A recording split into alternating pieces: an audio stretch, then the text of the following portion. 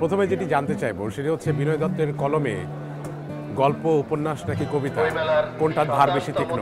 গল্পের ধারটা বেশি আমি মনে করি, কারণ গল্পটা হচ্ছে সময়ের কথা বলে। এই সব সময় আমি চেষ্টা করি সময়কে গল্পের মধ্য দিয়ে বেঁধে ধরার। বিনয় দত্তের এই গল্পগুলোতে আসলে কতটা সত্য থাকে, কতটা মিথ্যে থাকে, কতটা কল্পনা থাকে, কতটা বাস্তবতা থাকে? আমার গল্পে বেশিরভাগই বাস্তব। কারণ হচ্ছে যেহেতু আমি গণমাধ্যমে কাজ করি, গণমাধ্যমে কাজ করার সুবাদে অসংখ্য গল্প আমাদের প্রতিদিন দেখতে হয়। তাহলে কি আমরা বলতে পারি যে বিনয় দত্তের যাপিত জীবনী বিনয় দত্তের কলমে উঠে আসা গল্প? একদমই বলা চলে।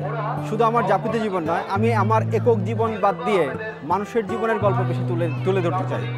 এসব গল্প নিয়ে তো আরও গল্প হবে, তবে তার আগে দর্শককে স্বাগত জানাই।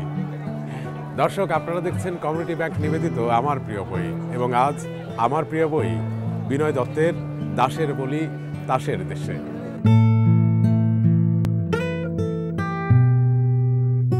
বিনয় দত্ত এই বইটি আমি দেখছিলাম, বইয়ের প্রচ্ছদ দারুণ এবং নামটাও আসলে সুন্দর। আমি একটু নামটার সাথে আসলে ভিতরের গল্পেরও তো মিল আছে, আমি সেটি একটু জানতে চাই যে দাসের বলি তাসের দেশে। দাসের বলি তাসের দেশে মানে অনেকেই শুরুতে ধরে নেয় এটা একটা কবিতার বই। আসলে কবিতা নয়, ছোট ছোট অনুগল্পের বই। দাস তখনই বলি হয় যখন আসলে দেশটা তাসের মতো থাকে। এটা হচ্ছে মেসেজ। আচ্ছা, আমি মুখবন্ধ পড়ছিলাম এবং সেখানে আপনি বলছেন যে সত্য ঘটনার মিশেলে এই গল্পগুলো পাঠককে জর্জরিত করবে প্রশ্নবাণে। এই যন্ত্রণা উপভোগ করতে না চাইলে বইটি এড়িয়ে যাওয়াই মঙ্গল। কেন? বইটা এড়িয়ে যাওয়া এই কারণেই মঙ্গল। সবাই না সত্য শুনতে চায় না। সব সত্য কি আসলে আমরা বলতে পারছি? সব সত্য কি আমরা প্রচার করতে পারছি?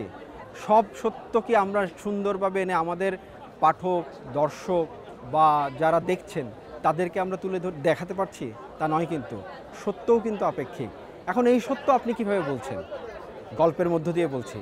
এই যন্ত্রণা আপনাকে উপভোগ করতেই হবে। সত্যটা এতই নির্মম যে এই যন্ত্রণা আপনাকে প্রতি পদে পদে শব্দে শব্দে দেবে। আমি এই যন্ত্রণা থেকে যারা মুক্তি পেতে চায় তাদেরকে বলেছি, আপনি যদি সত্যের মুখোমুখি হতে না চান তাহলে আপনি এই যন্ত্রণা উপভোগ করবেন না। এই বইটির সূচিপত্র দেখছিলাম এবং সেখানে বেশ কিছু অনুগল্প আছে, আপনি যেমনটি বলছিলেন, এবং কয়েকটি অনুগল্পের শিরোনাম আমি আসলে পড়তে চাই।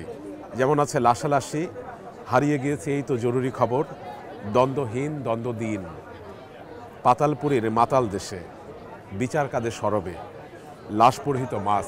মানে প্রত্যেকটি শিরোনামই যেন এক একটি ছোট গল্প। আপনি একটু আগে বলছিলেন গল্পের শিরোনামই যেন একটি গল্প। আমি আসলে ধরেন কেউ যদি গল্প পড়তে না চায়, একটু আগে আমরা আলোচনা করছিলাম সত্যের মুখোমুখি কেউ যদি হতে না চায়, যন্ত্রণা থেকে বাঁচতে চায়, উনি শিরোনাম পড়েই যেন ক্ষান্ত হয়, গল্পে যেন না ঢুকে। আর যিনি আরও বেশি সত্যনিষ্ঠ, আরও বেশি মানে সত্যকে একদম কাছাকাছি পেতে চায়, তাকে এই গল্প পড়তে হবে।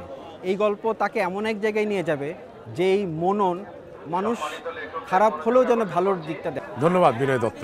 ধন্যবাদ আপনাকে। দর্শক, কথা বলছিলাম বিনয় দত্তের সাথে এবং তিনি বলছিলেন সত্যের মুখোমুখি দাঁড়াতেই হবে। আমরাও চাই পাঠক সত্যের মুখোমুখি দাঁড়াক, কারণ সত্য মানেই সহজ, সত্য মানেই সুন্দর।